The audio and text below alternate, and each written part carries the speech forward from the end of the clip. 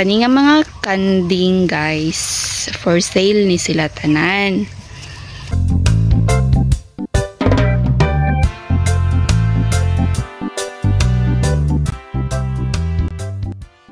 So baguhay rami naka-decide nga i-for sale na gid siya tanan, take all. Basin ganahan mo or na may mga kaila nga nangita og mga kanding, for sale ang among tanang kanding. Dili ni sila kuan tanan guys, dili ni sila pure native, kay ang papaani nila kanay si Bernie. Ang among buck is F3 Anglo-Nubian, meaning F3 is filial generation. Kuan na siya na 75% yang pagka-Anglo-Nubian nga breed og napay 25% nga native. So masindot man siya guys nga magbuhi og dili pure nga breed sa to ang klima kay ulan ug init. So kung pure manggod nga breed ang buhion nya sige change ang ato ang weather tungod sa climate change, uta kay balo nga muulan, uta kay balo nga moinit ra pud whole day. So need siya nga maka-fight ang atong binuhi. So kung nanay native nga blood, na pa siya native nga blood, so dako og tendency or taas kay siya og tendency maka-fight gid siya sa ato ang climate.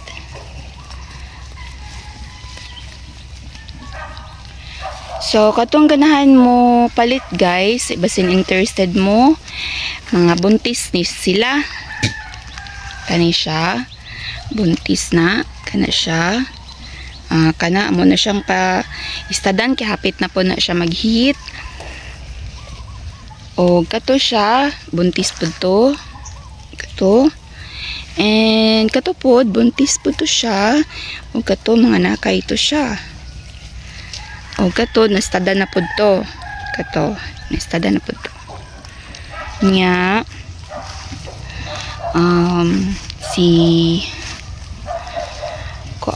Si Marsha, yung anak si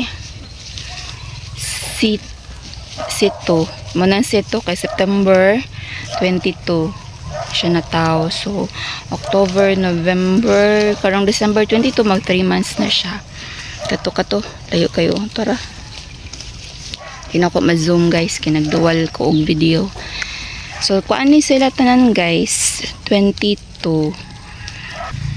Kani hapit din gini siya mag-heat. Ay kani siya amo ni siyang bakling, dili ni anak ni Bernie, so pwede ni siya himoong breeder kung isa to makapalit. Na siya guys.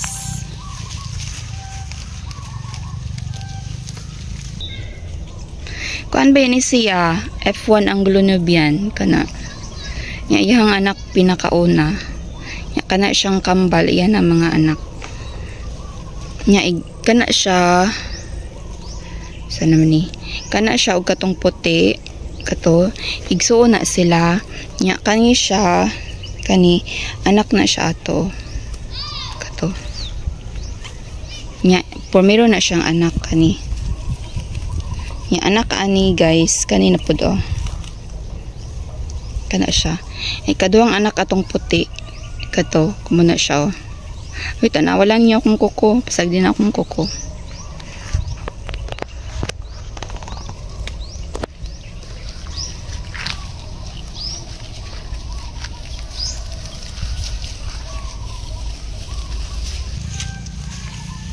Mo dito ni among palibot sa moang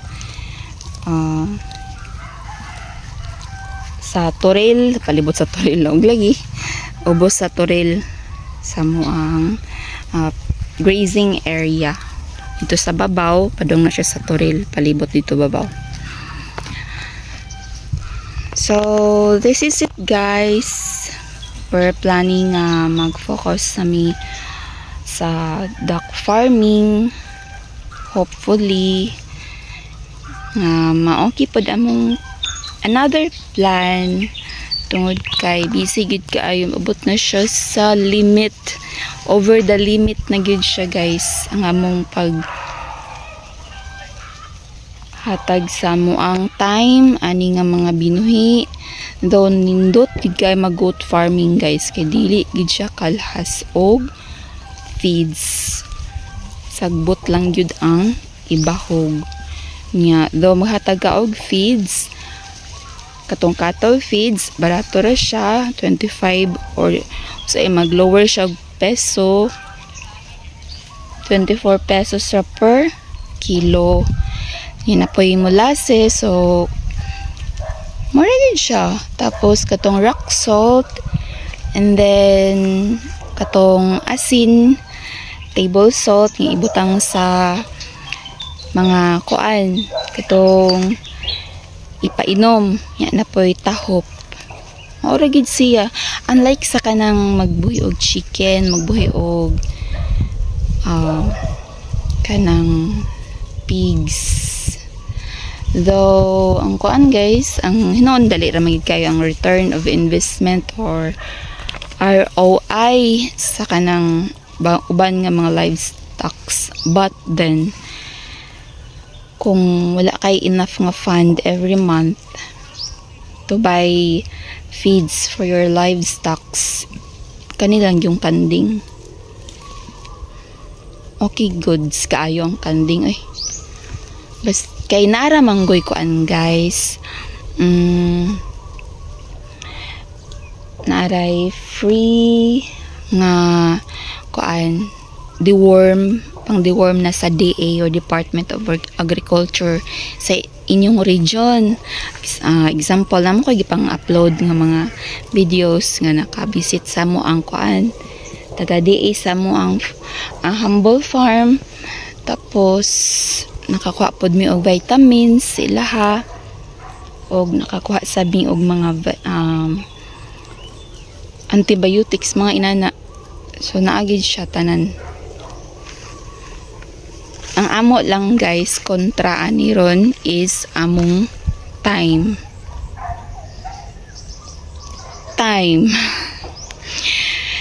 We are not for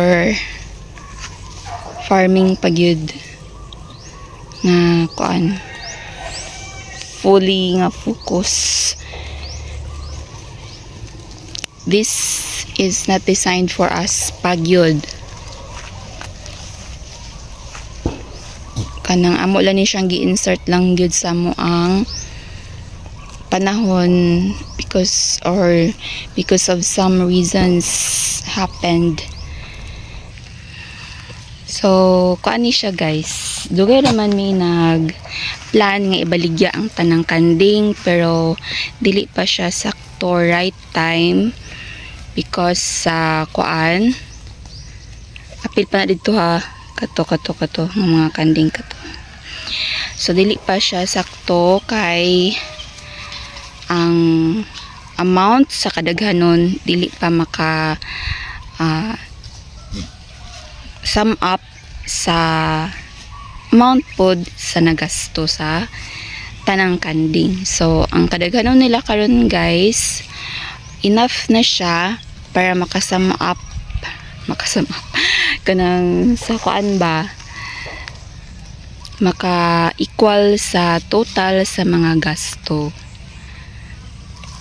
So basin na amoy mga kaila or kamo mismo ganahan mo mubuhi og kanding, just PM us or DM sa mo ang Facebook page or ibutang man na mo ang kuan,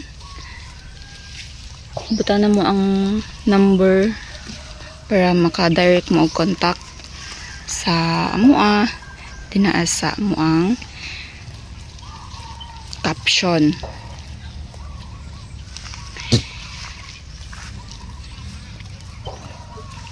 Basin kuan guys, namoy ganahan nga ihangyo or kuan pa makalas sa price ato lang na siyang ikuan i-tackle unsay mga maayuhon o di maayuhon.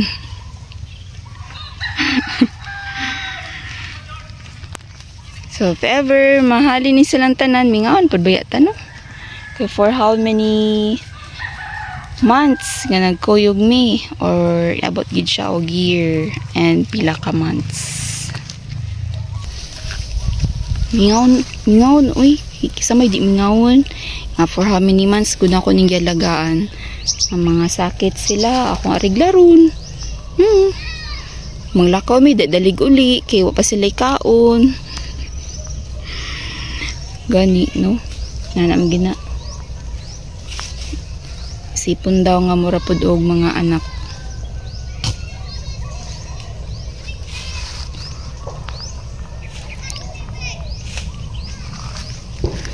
Okay guys, thank you for watching, and please share this video para pod kinsa toy nag-aim nga mag-goat farm or mag-goat farming. Ready na ni siya tanan guys. Indot pa kay ni siya oy. Thank you.